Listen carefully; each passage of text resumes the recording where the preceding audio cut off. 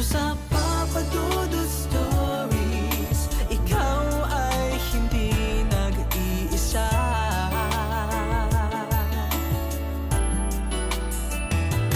Dito sa Papa Dudut Stories, may nagmamahal sa'yo. Papa Dudut Stories, Papa Dudut Stories. Dear Papa Dudut, sa lahat po ng mga nakatutok ngayon, huwag kalimutan na mag-like, mag-share at mag-subscribe.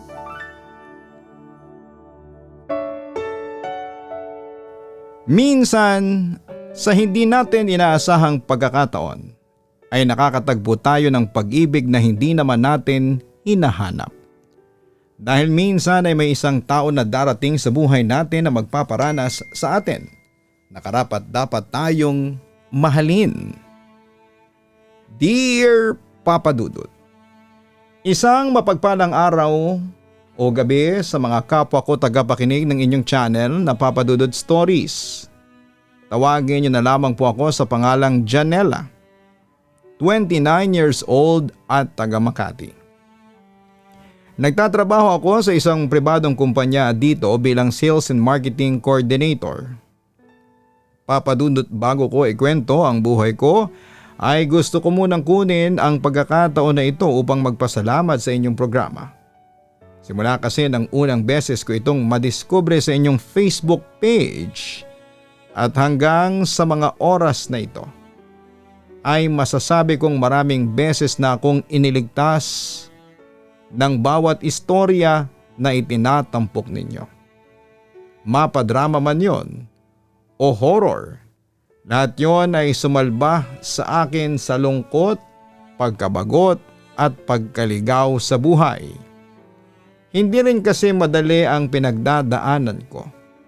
Lalo katulad ng iba ninyong letter sender ay isa po akong breadwinner. Kaya nga kapag nakakarinig ako ng mga kwento na may pagkakahawig sa buhay ko ay nai-inspire ako at natutuwa. Nasabi ko na lang sa sarili ko na hindi pala ako nag-iisa sa pakikibaka sa buhay na ito.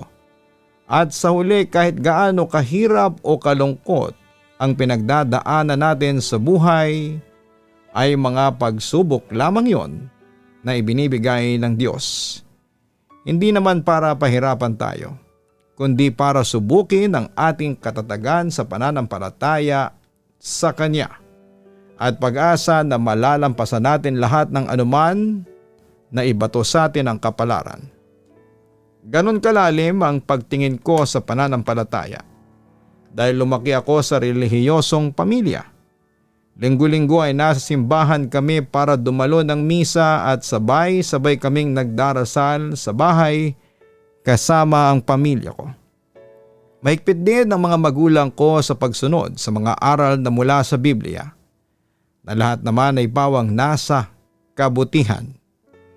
Bata pa lamang, tumanim na sa isipan ko na maging masunurin, hindi lang sa aking mga magulang kundi na rin sa Diyos. Ngunit noong 14 anyos ako ay may nangyari na hindi ko inaasahan. Namatay ang nanay ko dahil sa sakit kaya naman nakaranas ng matinding pagdadalamhati ang aming pamilya. Ang tatay namin na tahimik at madalas ay walang imik ay nakita ko na lamang na unti-unting nanghina at nalugmok dahil sa pagkawala ng ilaw ng aming tahanan.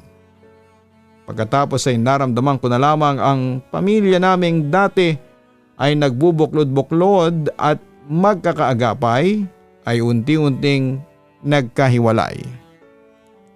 Ako naman bilang panganay sa 3 ko pang nakababatang kapatid ay maagang naiatang ang mabigat na responsibilidad ng pagiging pangalawang magulang. Ako na anak din naman ay nangangailangan ng isang ina subalit ako na ang nagsilbing ina sa aking mga kapatid. Hindi naman yon ang unang beses na umakto akong responsable dahil bata pa lamang ay sinanay na ako ni nanay na mag-alaga ng aking mga nakababatang kapatid. pero mahirap palitan ang papel na ginagampanan niya bilang isang ina. Kaya nga hirap na hirap ako noon na tumanim sa isipan ko na hindi ko na tuluyan na enjoy ang aking kabataan. Bukod doon ay wala pa akong mapagsabihan dahil kahit inaasikaso at inaalagaan ko ang mga kapatid ko, ay lumaki kaming hindi naman malapit sa isa't isa. Sa awa ng Diyos, 3 sa amin ang nakapagtapos ng kolehiyo dahil iginapang kami ng aming tatay na hanggang ngayon ay hindi na nga nakuhang mag-asawa pa. Papadudot noong malaki na kami ay doon ko na lamang naramdaman na unti-unti na kaming nagiging malapit sa isa't isa ng aking tatay at mga kapatid. Sa katunayan ay napagkwentuhan namin ang nakaraan kung kailan ay kasama pa namin noon si nanay nang hindi na nasasaktan. Sabi nga nila ay hindi titigil ang ikot ng mundo kapag namatayan tayo ng mahal sa buhay. Patuloy lamang tatakbo ang oras at lilipas ang panahon.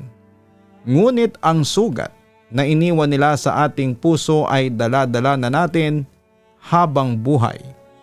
Kumbaga'y hindi lang sila ang nawalan ng hininga ng mga panahong inagaw sila ng kamatayan sa atin, sa halip ay kasama tayong namatay nila.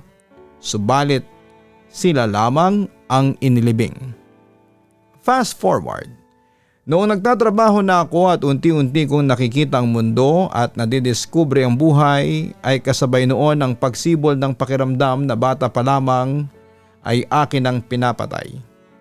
Hindi dahil ayoko yung maramdaman kundi dahil hindi yon ligtas para sa akin na maramdaman. Tulad ng sinabi ko sa inyo kanina, relihiyoso ang pamilya namin at natanim sa isipan ko ang isa sa mga bagay na pinagbabawal sa Biblia at yon ay ang pakikipagrelasyon sa kapwa natin babae o lalaki. Ngayon, hindi ako nandito para mangaral ng Biblia. Dahil sa simbahan, tuwing misa naman ginagawa ang bagay na yon. Kundi nandito ako upang aminin ang isang bagay na noong una ay hindi ko magawang tanggapin sa aking sarili. Dahil mali at hindi magandang tignan, hindi ko rin kinalakhan at kinasanayan. Bukod doon ay natatakot ako sa husga at sasabihin ng lipunan. Papadudot nagkakagusto ako sa kapwa ko babae. Una ko naramdaman yon noong nasa 2 taon ako sa high school. Habang ang mga kamag-aral ko ay abala sa pagkakaroon ng crush, papadudot. Sa kasalungat na kasarian, ako naman ay nagkakagusto sa teacher namin na babae. Hindi yung klase ng pagkagusto na napakatindi, kundi yung may paghanga. Dumating ako sa punto na palagi ko na siyang iniisip kahit na tapos na ang klase namin at nasa bahay na ako noon. At nakita ko na lamang ang aking sarili na sabik pumasok sa klase pag siya na ang aming guro. Doon ko napatunayan na masarap pala sa pakiramdam na magka-crush. Bigla akong nakarelate sa mga kaklase ko na merong kasintahan o nagugustuhan ng mga panahon na yon. Kakaiba sa pakiramdam na tila ba may mga paru-paro sa iyong sikmura na nagliliparan. Pero panandalian lamang yon sapagkat unti-unti kong napagtanto na yung ganong klase ng pagkakagusto ay bawal nga. Hindi lang dahil teacher siya at ako ay estudyante niya, kundi dahil pareho kaming babae. Kaya nga habang lumalaki ako ay tinatako sa aking isipan na hindi ko na dapat maramdaman ang bagay na yon. Papadudot. Bilang unang hakbang ay itinuong ko ang aking atensyon sa mga kalalakihan. Sinubukan kong hanapin sa kanila ang mga katangian at bagay na mabilis kong makita sa mga kapwa ko babae. Dahilan para ma-attract ako sa kanila. Hindi naman ako man-hater pero hindi talaga ako komportable sa presensya nila. Bukod doon ay hindi rin kasi ako ligawin. Hindi naman ako pangit pero marami ang mas maganda sa akin noong nasa elementary at high school ako. Tahimik din kasi akong tao at bata pa lamang ay binansagan ng suplada ng nanay ko. Kaya kahit na hindi naman talaga ako nagsusuplada ay yun na kaagad ang interpretasyon ng karamihan. Papadudot, Naalala ko nga na may isang lalaki na sinubukan ako noong ligawan. Pero imbes na i-entertain ko ay mabilis ko siyang iniwasan. Pero naranasan ko naman na makipag-holding hands sa lalaki. Yun yung kaklan ko noong araw na kinita ko during our eyeball. Nung uso pa ang text clan kung saan ay miyembro ako. Kasi wala talaga dahil pagkatapos noon ay hindi ko na siya nireplyan. Totally ghosted ang peg kasi wala akong nararamdamang spark. Walang mga paru-paro sa sikmura ko at hindi ako ganon ka-excited. Kaya nga sinabi ko na lamang noon sa sarili ko na hindi na lamang ako mag-aasawa ng lalaki kung hindi rin naman ako magkakaroon ng kasintahang babae. Hindi naman issue sa akin ang tumandang dalaga dahil hindi rin ako naghahanap ng pagmamahal sa opposite sex. Sapagkat sapat na sa akin ang mabuhay, magtrabaho, makagala paminsan-minsan kasama ang mga katrabaho ko at magawa ang tungkulin ko bilang isang anak. Sabi ko noon sa aking sarili ay kontento na ako at hindi ko na kailangan ng isang tao na bubuo sa akin dahil buo na ako. Pero noong nagkaroon ng kasintahan ng aking mga kapatid at nakita ko na nagsisipag-asawa na ang mga kamag-aral ko, ay pumasok sa aking isipan kung ano nga ba ang pakiramdam ng meron kang tao na makakasama at makakausap mo sa mga ganap mo sa araw-araw at magiging karamay sa lungkot at ligaya ng buhay. Sa palagay ko ay doon na nagsimula ang pagiging mapuso ko dahil unti-unti ay ibinaba ko noon ang aking invisible na pader na matagal kong itinayo upang protektahan ang aking sarili para makapasok ang mga maling tao sa buhay ko. Masasabi kong mali dahil karamihan sa kanila ay naging sanhi upang madurog ang puso ko. Una na doon ay noong na-inlove ako sa katrabaho kong babae na itago na lang natin sa pangalang Geraldine. Magkaiba kami noon ng departamento pero palagi kong hinahanap ang presensya niya. Mabait siya sa lahat ng tao. Pero mas mabait siya sa akin. Mas matanda rin siya sa akin ng ilang taon. Habang nakikilala ko siya ng gusto ay natutuklasan ko ang totoo niyang pagkatao. Naging kabit siya. Hindi lamang isang beses nangyari kundi maraming beses na. Alam kong maling maging kabit, nasa Biblia yon. Pero pilit kong tinatanggap sa utak ko. Nais lamang dahil nga sa gusto ko yung naturang tao na yon. Sa katunayan, naging mapagsakripisyo ako sa kanya bilang kaibigan. Sinasamahan ko siya at kinakausap kapag malungkot siya. Pakiramdam ko kasi doon kami lalong nagiging malapit sa isa't isa. Umabot pa nga sa punto na naging desperada na ako. Hindi ako umaamin sa nararamdaman ko sapagkat takot akong ma-reject. Pero sa tao na ito ay halos lunukin ko na ang sarili kong prinsipyo dahil gusto ko nang ipaalam sa kanya ang nararamdaman ko. Hanggang sa merong nangyari na hindi ko talaga makakalimutan, Papa Dudut. Inamin sa akin ni Geraldine na may nagugustuhan siya na katrabaho rin namin sa opisina. Si Kiko. Nasaktan ako ng husto nang malaman ang bagay na yon. Hindi ko matanggap pero hindi pa rin ako lumayo kay Geraldine. Sa halip ay sinuportahan ko ang nararamdaman niya kay Kiko para lalo akong mapalapit sa kanya. Ewan ko kung anong klaseng katangahan at kabobohan ang umiral sa akin ng mga panahong yon. Pero hindi nyo naman ako masisisi dahil bata pa ako. O sadyang akala ko lang ay tama ang ginagawa ko kasi nga nagugustuhan ko na yung tao.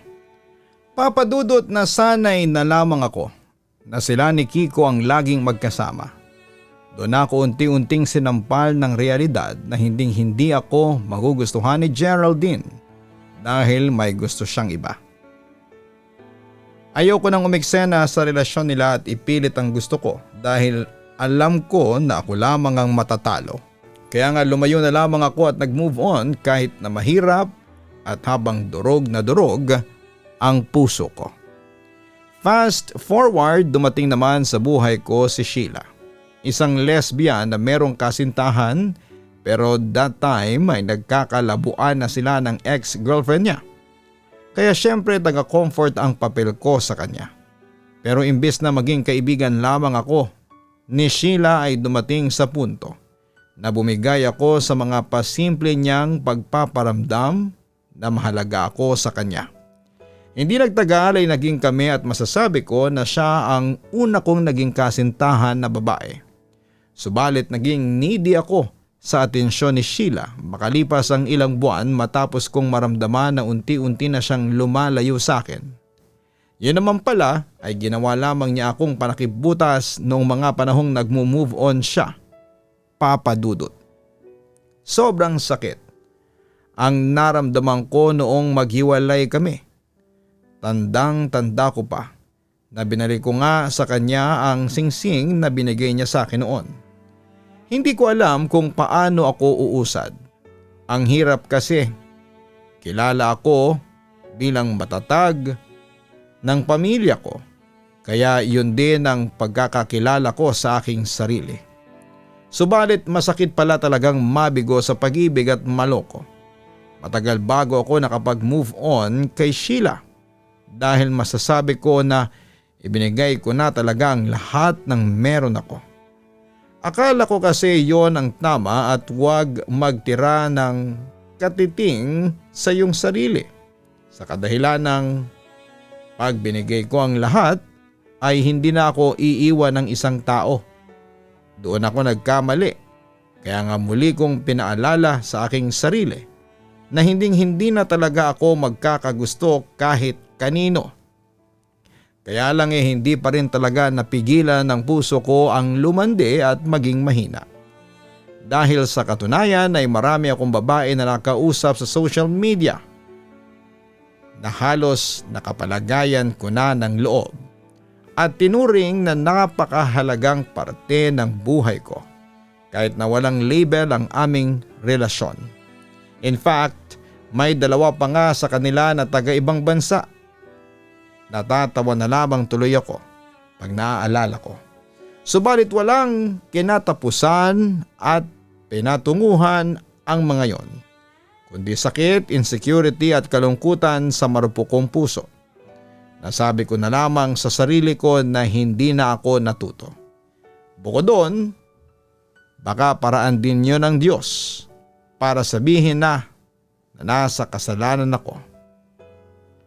Kaya kahit kailan ay hindi ako magiging masaya sa buhay na ito. Papa Dudut, bukod sa mga kabiguang napagdaanan ko sa pag-ibig, naging mahirap din sa akin ang pagdadala ng buhay lalo na nga at breadwinner ako. Kaya nga umabot sa punto na naging mainitin ang ulo ko na naging dahilan para magkaaway ang aming pamilya. Doon ko napagtanto na ako na yata ang toxic kaya nga sinubukan kong lumayo sa pamamagitan ng pagtatrabaho sa malayo at paminsan-minsan na lamang umuwi sa bahay namin para makita ang aking pamilya. In fairness ay epektibo naman dahil nga sa nami-miss namin ang isa't isa. Nung unti-unti ko nang nabubuo ang sarili ko na winasak ng ibang tao, nabuo na ang loob ko na hindi na talaga ako magkakagusto kanino man, babae man yan o lalaki. Gagawin ko ang lahat upang sa umpisa pa lamang ay makaiwas na ako sa kanila. Nagawa ko naman talaga na panindigan ang sinabi kong yon sa aking sarili ng ilang taon. Nag-focus ako sa sarili ko. Nagpagaling, naging masaya na hindi nangangailangan ng validation mula sa ibang tao at nagpatuloy. Pero ika nga pag hindi mo talaga hinahanap ang pag-ibig ay kusa itong ibinibigay sa iyo ng kalawakan para mo matagpuan. At nangyari yung dumating sa buhay ko, si Princess. Papa Dudut, nakilala ko si Princess sa isang social media app. Pinakilala siya sa akin ng isang kaibigan at nung unay matagal bago kami nagkapalagayan ng loob ni Princess. Pero unti-unti ay lumalim ang aming pagkakaibigan. Sa huli nagkagustuhan kami matapos naming magkaaminan Masaya ako, oo, pero may bahagi ng puso ko na natatakot na sumugal ng husto dahil baka maubos ako sakaling matapos yung saya sa mga unang buwan ng aming relasyon. Aaminin ko na masarap sa pakiramdam na maranasang mahalin at magustuhan matapos kong itanim sa aking isipan na hinding-hindi na ako magmamahal muli. Nakaya ko naman ang aking sarili at ayos na sa akin ang mag-isa. Subalit nang dumating si Princess, pinaramdam niya sa akin na ayos lang maging mahina sa taong nagmamahal sa iyo upang lubusan kanyang makilala. Na pwede ko raw siyang pagkatiwalaan sa mga bagay na hindi ko sinasabi at sarili ko lamang ang nakakaalam. Nung una, aaminin kong bago sa pakiramdam ang makapag-open up ng mga kahinaan, kapintasan at takot ko sa aking sarili. Subalit pinakinggan lamang yon ni Princess ng mabuti at walang panghuhusga. Sa unang pagkakataon, Papa Dudut, ay hindi ko lang naranasang mahalin ang taong mahal ko, kundi nakaramdam din ako ng kaligtasan at kapanatagan sa piling niya. Papa Dudut, hindi naman perpekto ang relasyon namin ni Princess. Nag-aaway din kami katulad ng ibang magkasintahan dyan. Subalit sa huli, pinipili pa rin namin ang isa't isa.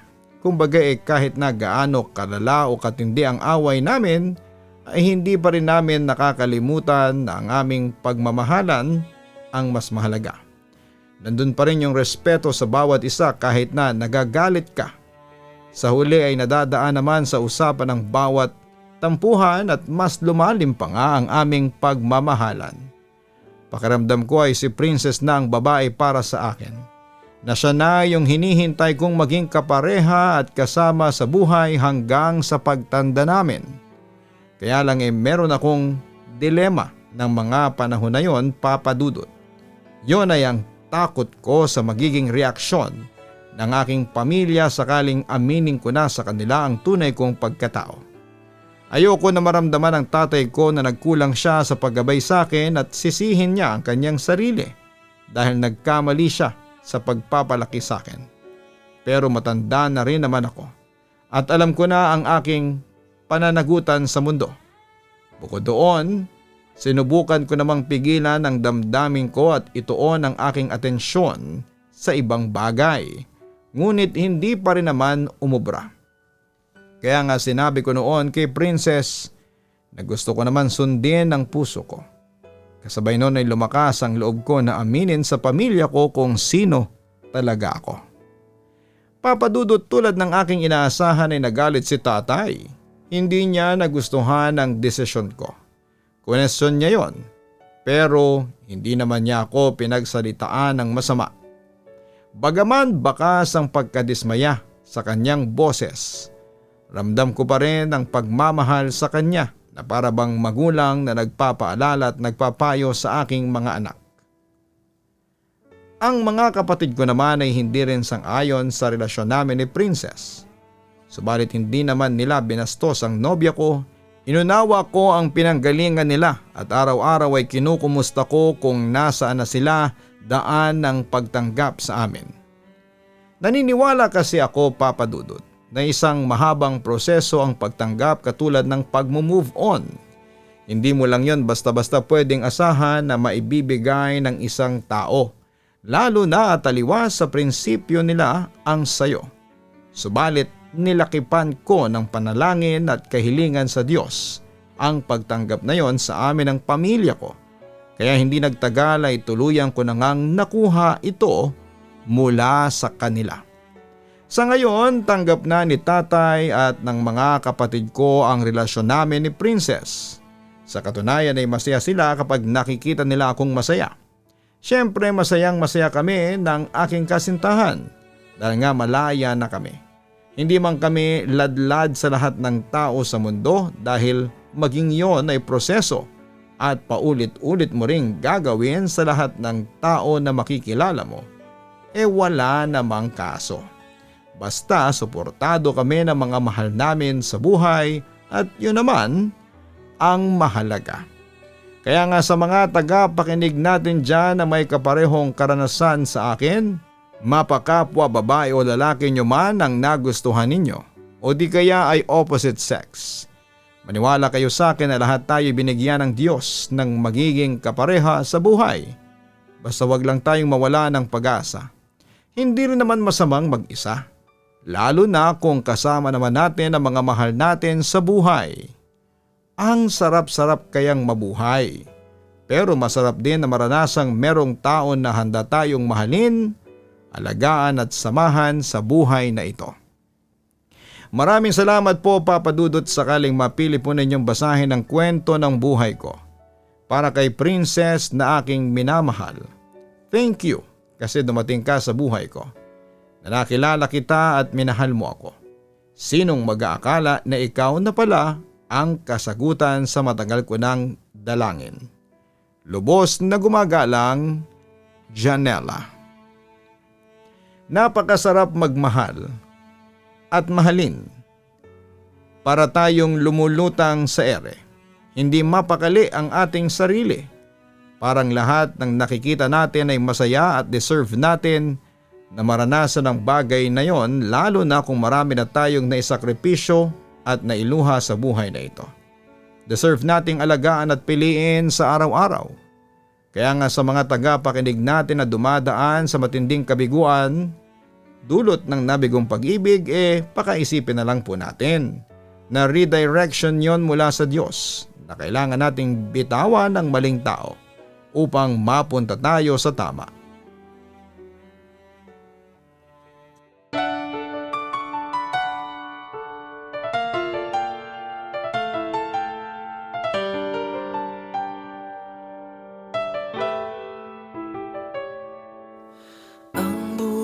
Ay mahiwaga, laging may lungkot at saya. Sa Papa Dudut Stories, laging may karamay ka.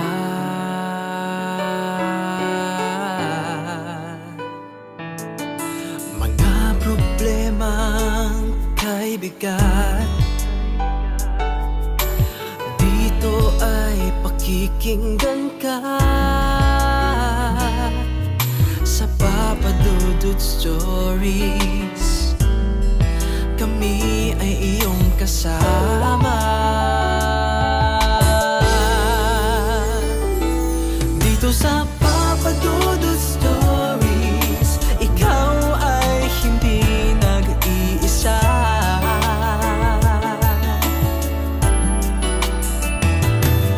Sa Papa Dudut Stories, may nagmamahal sa'yo. Papa Dudut Stories, Papa Dudut Stories,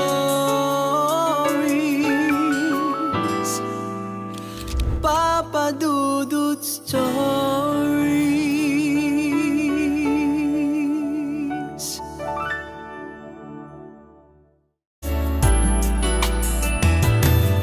Sa Papa Dudut Stories, may nagmamahal sa'yo. Papa Dudut Stories, Papa Dudut Stories. Hello mga ka-online, si Papa Dudut po ito. Nag-enjoy ka ba sa ating kwento ngayong araw? Huwag kalimutan na i-share, mag-like at mag-subscribe. Maraming salamat po